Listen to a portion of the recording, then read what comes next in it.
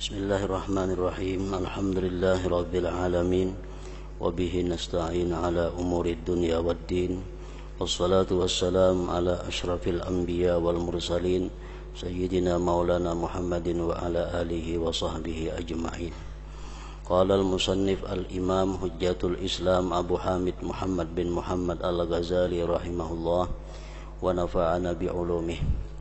Wal khairatu wat ta'atu kulluha hiya allati turadu biha al-akhirah wasyururu kulluha hiya allati turadu biha ad-dunya lal akhirah wa mailun nafsi ila al-khairatil ukhrawiyyah wa insirafuha 'anid dunyawiyyah huwa alladhi yufarriguha lidh-dhikri wal fikri wa la yata'akkada dhalik illa bil muwadhabati 'ala a'malit ta'at wa tarkil ma'asi bil jawarih لأن بين الجوارح وبين القلب علاقة حتى أنه يتأثر كل واحد منهما بالآخر فترى العضو إذا أصابته جراحة تألم بها القلب وترى القلب إذا تألم بعلمه بموت عزيز من أعزته أو بهجوم أمر مخوف تأثرت به الأعضاء وارتعدت الفرائس وتغير اللون إلا أن القلب هو الأصل المتبوع فكأنه الأمير والراعي والجوارح كالخدم والرعايا والأتباع فالجوارح خادمات للقلب بتأكيد صفاتها به إلى آخره. Maksud daripada perkataan Al-Imam Hujjatul Islam Al-Ghazali rahimahullah, kebaikan dan taat semuanya adalah yang dikehendaki dengan akhirat. Kebaikan dan taat semuanya adalah yang dikehendaki dengan akhirat. Dan semua kejelikan semuanya adalah yang dikehendaki dengan dunia, tidak akhirat.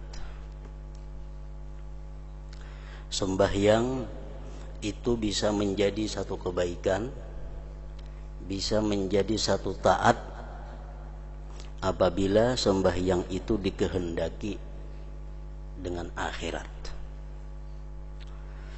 Bersedekah menjadi satu kebaikan, menjadi satu perbuatan taat apabila dimaksudkan dengan sedekah itu adalah akhirat.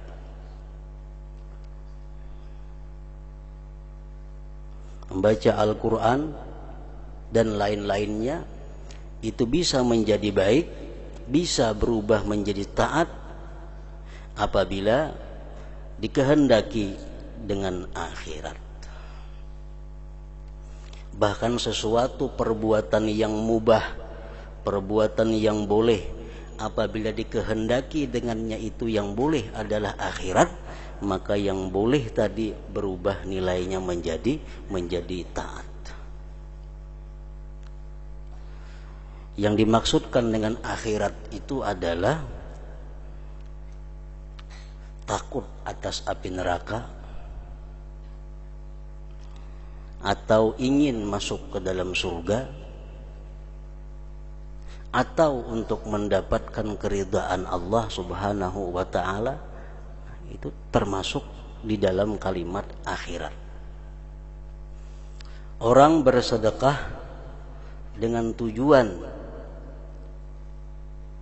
agar terhindar dari api neraka, atau dia bersedekah dikehendaki dengan sedekah itu agar dia bisa masuk surga, atau dikehendaki dengan sedekah itu agar dia bisa mendapat keridhaan Allah. Nah, sedekah itu adalah merupakan satu kebaikan dan taat karena dikehendaki dengannya akhirat tadi. Perbuatan yang boleh seperti makan perbuatan yang boleh.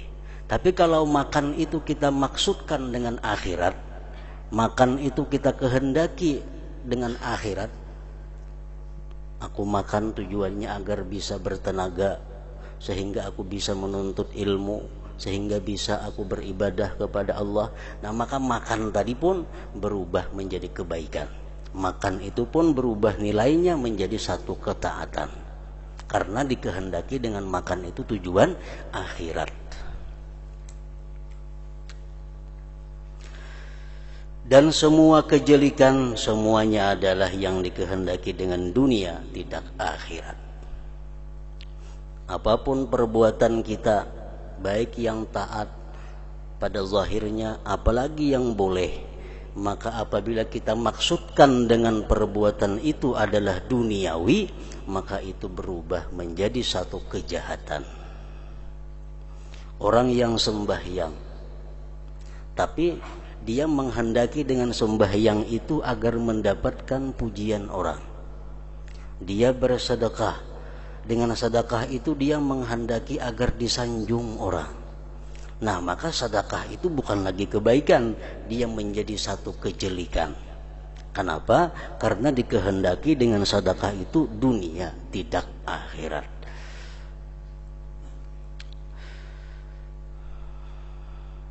Semua kebaikan dan taat semuanya adalah yang dikehendaki dengan akhirat, dan semua kejelikan semuanya adalah yang dikehendaki dengan dunia, tidak akhirat.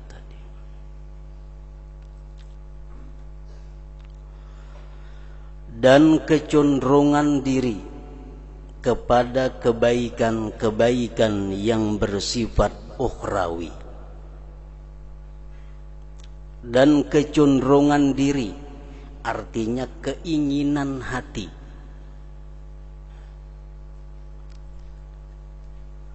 keinginan hati kepada kebaikan-kebaikan yang bersifat ukhrawi. Ingin hati sembahyang, ingin hati membaca Al-Quran, ingin hati bersedekah, ingin hati menuntut ilmu, dan berpalingnya hati dari duniawi. Berpalingnya hati dari duniawi, itulah yang mengosongkan diri untuk zikir dan fikir. Kayak apa caranya supaya kita bisa berzikir? Kayak apa caranya supaya kita bisa bertafakkur? Itu dimulai dengan kehendak hati kepada yang demikian, dan mengosongkan hati dari sesuatu duniawi. Selama hati kita tidak mengingini kebaikan dan hati kita tidak berpaling kepada duniawi, maka hati kita tidak akan bisa berzikir dan berfikir. Hati kita tidak akan bisa berzikir dan tafakkur.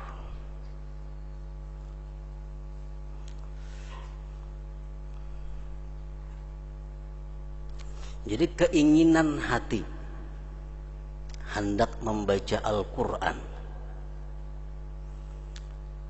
Hati kita ingin hendak membaca Al-Quran itu berarti hati kita kosong dari duniawi. Jakanya hati kita ini berisi duniawi, tentunya kada ingin kepada baca Quran. Nah, hati kita ingin membaca Al-Quran, itu berarti hati kita kosong dari duniawi. Di saat hati kosong dari duniawi itulah kita bisa membaca Al-Quran, kita bisa berzikir dan tafakkur tadi.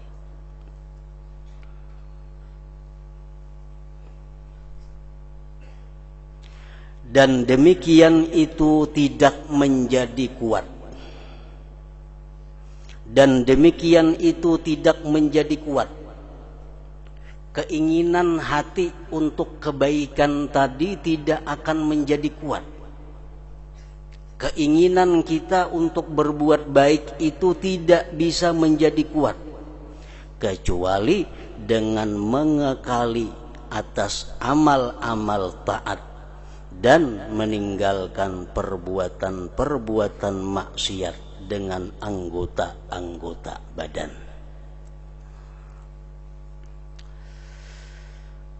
Hati kita ingin membaca Al-Quran. Hati kita ingin menuntut ilmu. Nah, keinginan itu supaya kuat mesti dibantu dengan pekerjaan-pekerjaan anggota tubuh yang zahir. Dengan menghindarkan diri daripada maksiat-maksiat anggota zahir dan melakukan ibadah-ibadah yang zahir. Kita hendak berbuat baik. Kayak apa kehendak berbuat baik ini supaya kuat? Nah, itu dibantu satu dengan meninggalkan maksiat zahir, yang kedua dengan melakukan taat yang sifatnya liwat anggota zahir. Kita ada keinginan untuk berzikir.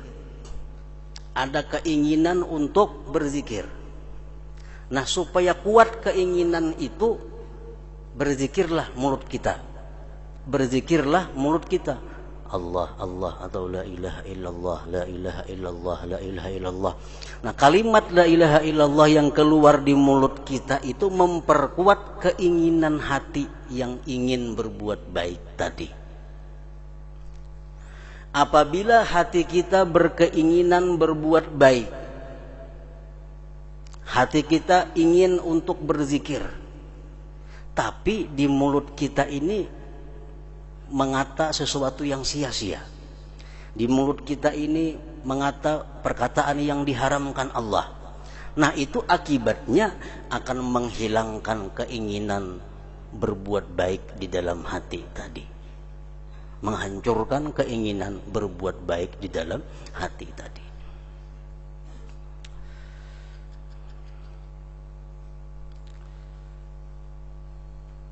Jadi begitu hati kita ini ada ingin untuk baca Quran, cepat baca Quran.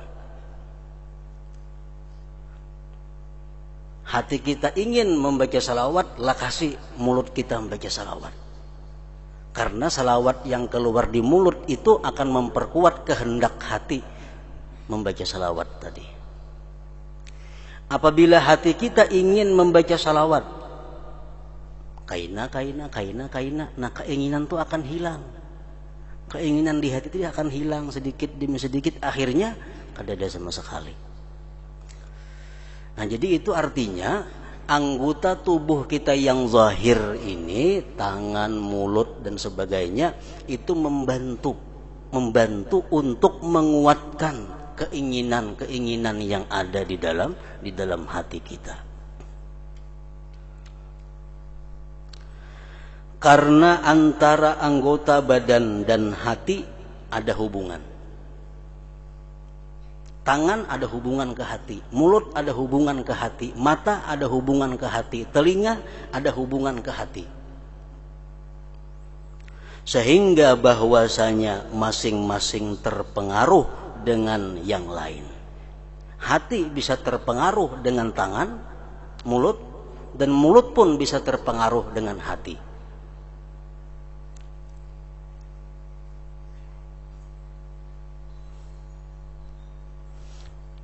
Buktinya anggota zahir ini berpengaruh kepada hati dan hati berpengaruh kepada anggota zahir. Buktinya, maka kamu dapat melihat suatu anggota badan apabila terkena luka. Kita melihat anggota badan kita, umpamanya di wajah kita, kan wajah anggota zahir ngarannya. Kita melihat di wajah kita ini timbul bisul, maka hati merasa sakit. Sakit hati kita. Padahal nang sakit tuh wajah. Wajah nang kana bisul tuh wajah. Wajah anggota zahir, tapi hati kenapa sakit? Nah, itu menunjukkan bahwa anggota zahir berhubungan dengan hati, berpengaruh kepada hati. Dan kamu melihat hati apabila merasa sakit dengan mengetahui dengan kematian salah seorang dari teman-teman dekatnya, atau dengan mendadaknya sesuatu yang menakutkan, niscaya anggota badan terpengaruh dengannya, sendi-sendi bergetar dan warna muka berubah. Kita mendengar kabar orang yang kita cintai mati. Orang yang kita cintai mati. Hati kita sakit. Nah, muka jadi pucat. Sendi-sendi jadi bergetar. Padahal sakitnya hati. Cuma sakitnya hati ini berpengaruh kepada anggota zahir. Jadi saling memberi pengaruh. Nah, macam itu juga kalau hati kita ini ada berkeinginan baik, lalu kita laksanakan keinginan baik itu, maka pelaksanaan keinginan baik tadi akan memperkuat kehendak hati berbuat baik. Hati kita hendak berbuat jahat, hati kita hendak berbuat maksiat, kita gawe maksiat itu. Nah, maka perbuatan maksiat itu akan menambah kuat kehendak jahat di dalam hati. Itu berhubungan antara anggota zahir dan anggota badan tadi.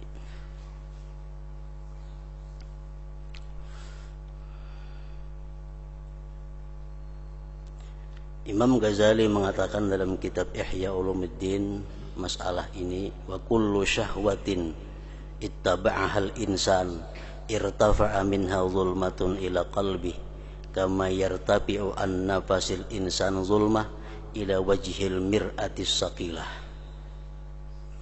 Setiap perbuatan dosa yang kita lakukan, mulut, tangan, mata, perbuatan dosa kita lakukan, itu akan menimbulkan satu kegelapan di dalam hati. Jadi berhubungan ke hati. Perbuatan dosa yang kita lakukan itu akan menimbulkan zulmah, kegelapan di dalam hati. Hendak membayangakannya Jersidin, sebagaimana kita bernapas di cermin yang mengkilat. Ini cermin mengkilat, kita bernapas, otomatis cermin jadi kabur.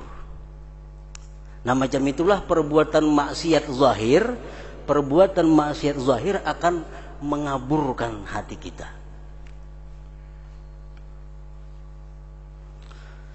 Fa in tarakamat zulmatus syahawat sara raina. Kalau maksiat zahir ini selalu diperbuat, akan bertambah-tambah kegelapan di dalam hati. Kalau kita bernapas terus di cermin nang mangkilat tadi, akhirnya muka kita kada kelihatan lagi. Bernapas terus di cermin nang mangkilat, bernapas, keluar napas, akhirnya cermin nang baik nang mencilang jadi kabur. Nah, bila sudah kalawasan nang demikian itu, maksiatnya sudah kebanyakan, nah maka itu akan berubah menjadi tab'an, menjadi tabiat. Nah, ini nang berat. Menjadi tabiat. Itu sudah ngalih membuanginya, sulit membersihkannya. Nah, itu pengaruh hubungan antara anggota zahir dan anggota batin hati kita.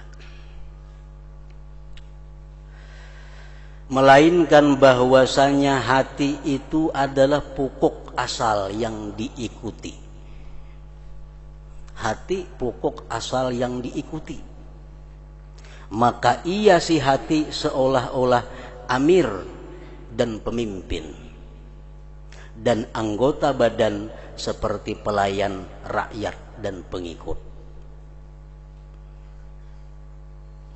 Anggota badan adalah pelayan bagi hati dan penguatan sifatnya pada hati.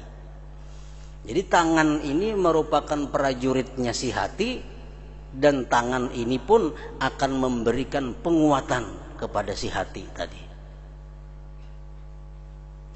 Maka hati adalah yang dimaksud. Yang dimaksud adalah hati. Sebagaimana kita dengar dahulu firman Allah, yauma la yanfa'u malu wala banun illa man atallaha biqalbin salim. Pada hari kiamat itu harta anak tidak ada gunanya. Yang bisa berguna apa? Hanya hati yang selamat. Nah, jadi yang dimaksud itu adalah hati. Tujuan intinya adalah hati. Dan anggota badan adalah alat yang menyampaikan kepada maksud tadi. Karena itulah Rasulullah sallallahu alaihi wasallam bersabda, inna fil jasadi mudghatan idza salahat salahal sairul jasad.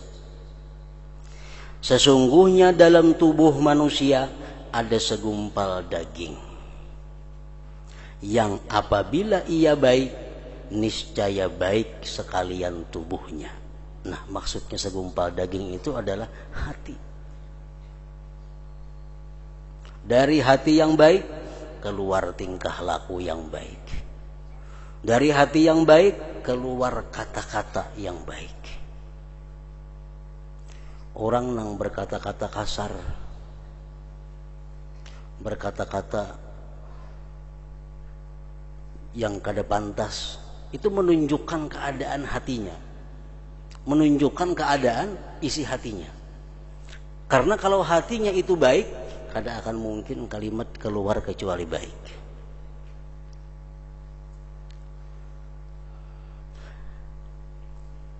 Rasulullah sallallahu alaihi wasallam bersabda, Allahumma aslihir ra'iyya war ra'iyah. Dalam doa beliau, Allahumma aslihir ra'iyya war ra'iyah. Artinya, ya Allah, perbaikilah pemimpin dan rakyat. Ujar Nabi kita, ya Allah, perbaikilah pemimpin dan rakyat. Beliau menghendaki dengan pemimpin adalah hati.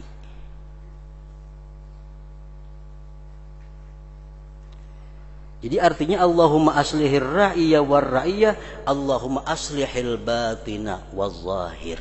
Ya Allah, baikkan batin dan zahir. Karena zahir itu raksana rakyat, pengikut kepada yang batin.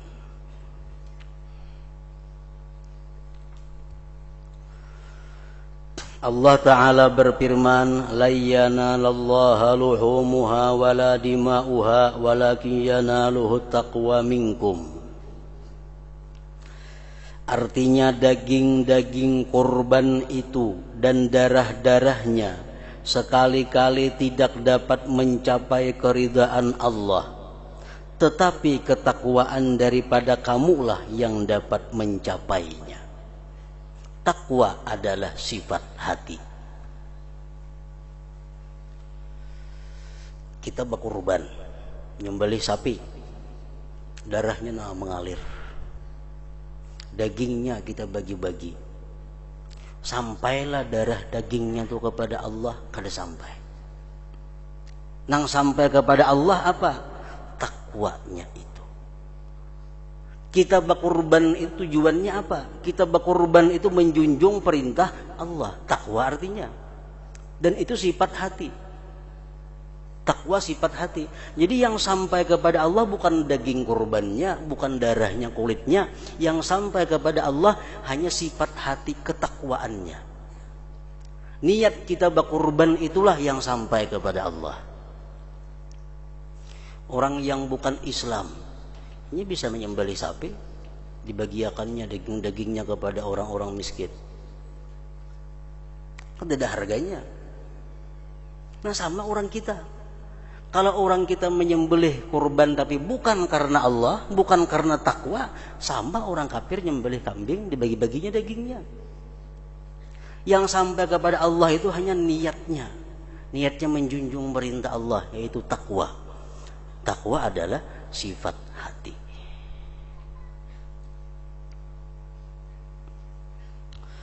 Maka dari segi ini wajib dengan pasti bahwa adalah amal perbuatan hati secara jumlah lebih afdal daripada gerakan-gerakan anggota badan. Di Madinah ada orang muslim, mukmin, ada orang munafik. Orang munafik sembahyang ke masjid, Jumat ke masjid.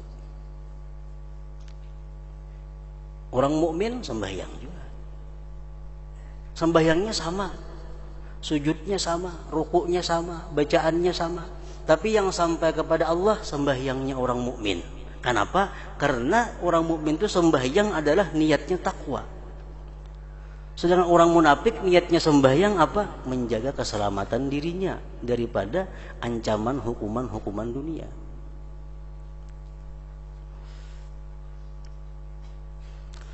Kemudian wajib bahwa niat itu daripada keseluruhannya lebih afdal. Karena niat adalah ibarat dari kecenderungan hati kepada kebaikan dan kehendaknya kepada kebaikan itu. Nah, pengertian niat itu disini adalah keinginan hati kepada kebaikan dan kehendaknya kepada kebaikan itu. Tujuan kami dari amal perbuatan dengan anggota badan adalah bahwa hati membiasakan kehendak kebaikan agar ia, si hati, kosong dari nafsu syahwat keduniaan dan ia terjun kepada zikir dan fikir.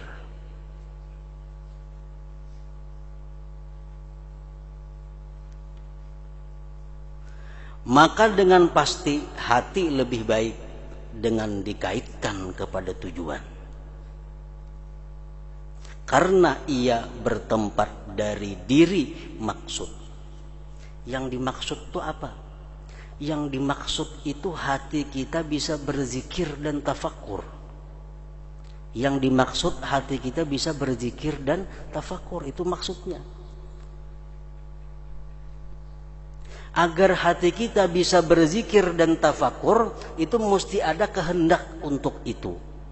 Mesti ada keinginan untuk itu. Nah, keinginan ini akan kuat bila dibantu oleh anggota tubuh zahir. Akan kuat bila dibantu tubuh zahir. Maka dengan pasti hati lebih baik dengan dikaitkan kepada tujuan, karena ia bertempat dari diri maksud. Yang dimaksud ini kan hati. Bila mana hati ini selamat, dia akan bahagia bertemu Allah. Dia akan senang bertemu Allah. Dia mati dalam keadaan bahagia. Tujuannya itu. Nah, kehendak berbuat baik itu dari hati. Sedangkan perbuatan zahir hanya memperkuat. Dan ini sebagaimana perut apabila merasa sakit, maka kadang-kadang ia diobati dengan diletakkan ulisan atas dada, dikasai, dan diobati dengan minuman dan ubat yang sampai ke perut. Maka minuman itu lebih baik daripada mengulis dada, karena mengulis dada itu juga yang dikehendaki adalah menjalarnya pengaruh dari dada sampai ke perut. Maka apa yang menjumpai perut, obatnya langsung ditaguk itu. Maka apa yang menjumpai perut itu sendiri, itu adalah lebih baik dan lebih bermanfaat. Jadi samuaan, baik niat, baik anggota tubuh zahir, baik amal anggota tubuh zahir, yang dimaksud itu adalah keselamatan hati. Niat tujuannya apa? Supaya hati selamat. Anggota tubuh yang zahir beribadat tujuannya supaya hati selamat. Karena hati selamat ini modal untuk akhirat. Nah, niat langsung ke hati. Sedangkan anggota tubuh zahir melalui proses, hanya sampai ke dalam hati melalui perantara. Maka begitu pula semestinya dipahami pemberian pengaruh taat-taat seluruhnya. Karena yang dicari daripadanya adalah merubah hati dan mengganti sifat-sifatnya saja, bukan anggota badan.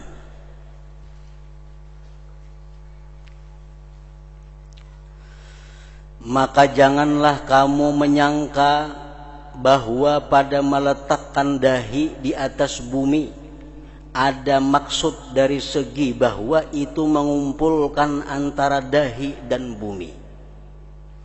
Jangan dikira sujud itu tujuannya hanya untuk menyentuhkan dahi ke tanah. Jangan disangka bahwa sujud itu Allah menyuruh supaya dahi kita sampai ke tanah, inggit situ aja. Bukan itu. Tetapi Allah menyuruh kita sujud itu dari segi bahwa itu dengan hukum adat kebiasaan adalah memperkuat sifat tawadhu di dalam hati. Allah menyuruh kita sujud. Sujud itu meletakkan anggota tubuh yang paling mulia ke tempat yang paling rendah, bumi. Disuruh sujud. Tujuan Allah menyuruh sujud ini bukan hanya untuk meletakkan dahi di bumi kada, tapi untuk menguatkan perasaan tawadhu yang ada di dalam hati sewaktu sembahyang itu. Rasulullah bersabda, innamas shalah tamaskunun wa tawadhu'un ila akhir. Ujar Nabi, innama, hanya saja sembahyang itu adalah merupakan tamaskunun, perasaan hinanya diri. Wa tawadhu'un, dan sembahyang itu merupakan penampakan daripada rendahnya diri. Nah, rendahnya diri, hinanya diri itu akan menjadi kuat di waktu sujud. Karena sujud itu akan memperbuat tawadhu'nya hati. Kalau kita merasakan sembahyang itu bahwa kita adalah sangat hina. Pertama, kita sembahyang itu menjunjung perintah.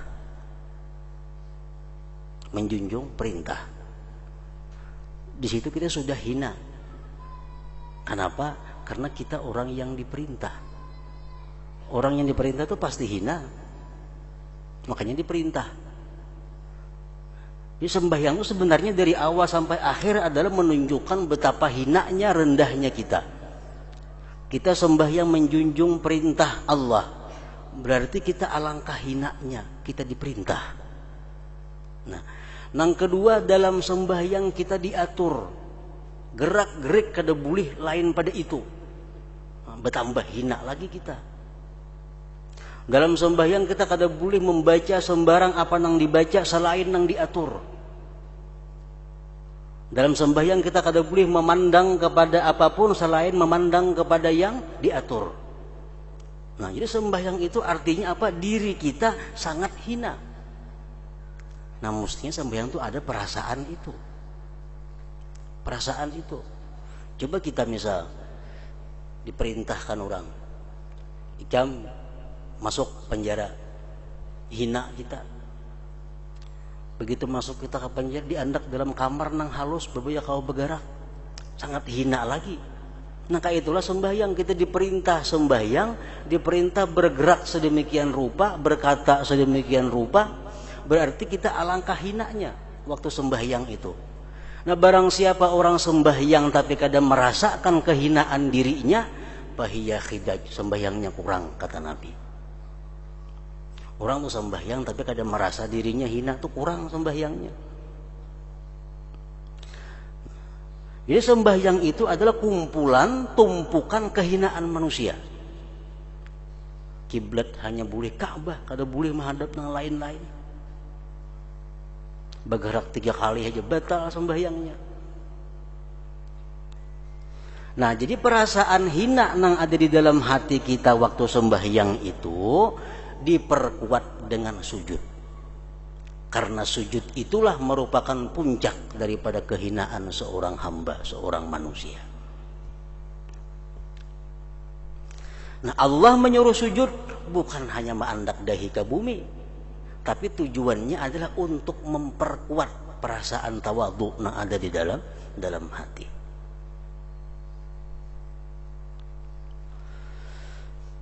Sesungguhnya barang siapa mendapatkan pada dirinya sifat tawadhu, maka apabila ia merasa tenang dengan anggota badannya dan menggambarkannya dengan bentuk tawadhu, niscaya semakin kuat tawadhunya. Semakin kuat tawadhunya. Contohnya lagi, dan barang siapa mendapatkan pada hatinya balas kasihan kepada anak yatim. Dalam hati kita, di hadapan kita ada anak yatim piatu atau anak yatim biasa. Kalau kita kasihan dengan anak yatim itu, hati kita ini maras lawan anak yatim itu. Lalu apabila ia mengusap kepala anak yatim, dipusutnya kepala anak yatim tadi, maka semakin kuat balas kasihan dalam hatinya. Kita ini kasihan dulu anak yatim, kita pusut kepalanya. Nah, gerakan kita memusut kepala ini memperkuat rasa kasihan dalam hati. Karena perbuatan zahir mendukung apa yang di dalam hati. Karena ini amal perbuatan tanpa niat itu tidak memberi faedah sama sekali. Karena barang siapa mengusap kepala anak yatim sedang ia lalai atau menyangka bahwa ia mengusap pakaian, maka tidak tersebar dari anggota badannya bekas kepada hatinya untuk menguatkan balas kasihan. Amunnya itu mengusap kepala anak yatim, tapi hatinya kemanakah kada ke situ? Atau perasaannya yang diusap ini kupiah. Nah, itu kada akan memberi bekas kepada menguatkan rasa kasihan dalam hati. Dan begitu pula barang siapa bersujud dengan lalai, sedang ia disibukkan dengan cita-citanya dengan benda dunia, maka tidak tersebar dari dahinya dan peletakannya di atas bumi pengaruh kepada hatinya yang membuat semakin kuat sifat tawadhu'nya. Nyatu sujud, tapi rahatan sujud itu hatinya kemanakah? Nah, sujudnya itu kada akan berpengaruh untuk memperkuat tawadhu dalam hatinya. Maka adanya yang demikian itu seperti tidak ada. Orang tuh sujud tapi hatinya lalai, sama lawan kada sujud. Kada ada bakasnya, kada ada pengaruhnya kepada penguatan sifat tawadhu di dalam hati. Dan apa yang adanya sama dengan tidak adanya, dengan dikaitkan dengan maksud yang dicari itu disebut perkara yang batil. Bila barang tuh kada ada lawan ada sama, berarti batil ngarannya. Nah, maka dikatakan bahwa ibadah tanpa niat adalah batil. Ibadah tapi kada berniat batil, sama lawan kada ada artinya. Ini artinya adalah apabila ia berbuat dengan lalai. Orang tuh maigau dihitunglah ada dosa atau pahala, kada ada. Guring nyambeti orang nah menggibah tapi maigau, kada ada dapat dosanya. Rahatan guring membaca kitab, membaca Quran, tapi inya guring, hatinya lalai, kada akan dapat pahala.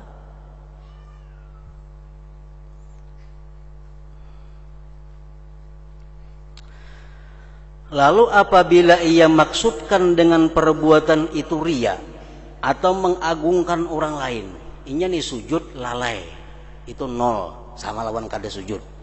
Ini sujud cuma ria. Nah, sujud cuma ria. Maka tidaklah adanya itu seperti tidak adanya, bahkan ia menambah kejelikan padanya. Jadi ada 3 jenis sujud. Satu, sujud yang hadir hatinya, itu menambah sifat tawadhu dalam hatinya. Ada sujud nang lalai, 0 sama lawan kada sujud. Ada orang sujud cuma ria, itu akan menambah kejelikan dalam hatinya, karena ia tidak menguatkan sifat yang dituntut penguatannya. Bahkan ia menguatkan sifat yang dituntut mencegahnya, yaitu sifat ria, di mana ia adalah dari kecenderungan kepada dunia. Maka inilah segi adanya niat itu lebih baik daripada amal perbuatan.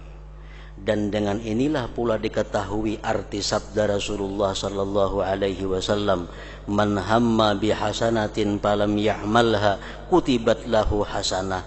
Artinya barang siapa mencita-cita dengan suatu kebaikan lalu ia tidak mengerjakannya, niscaya ditulis baginya 1 kebaikan. Kenapa ditulis? Karena cita-cita hati adalah kecenderungan kepada kebaikan.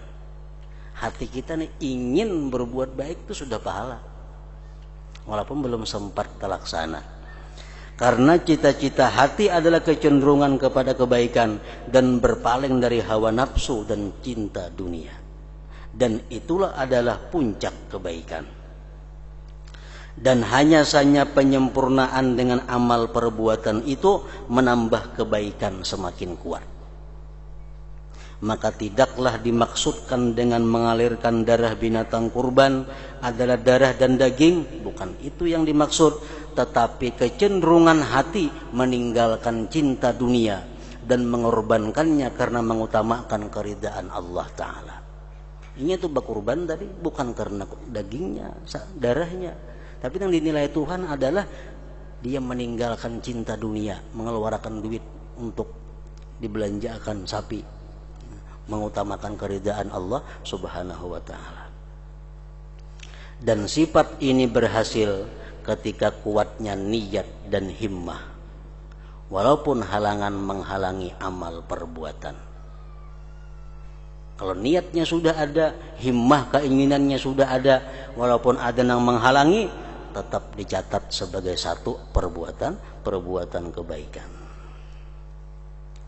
Maka firman Allah Ta'ala, la yanalallahu luhumuha wala dima'uha walakin yanaluhu taqwa minkum.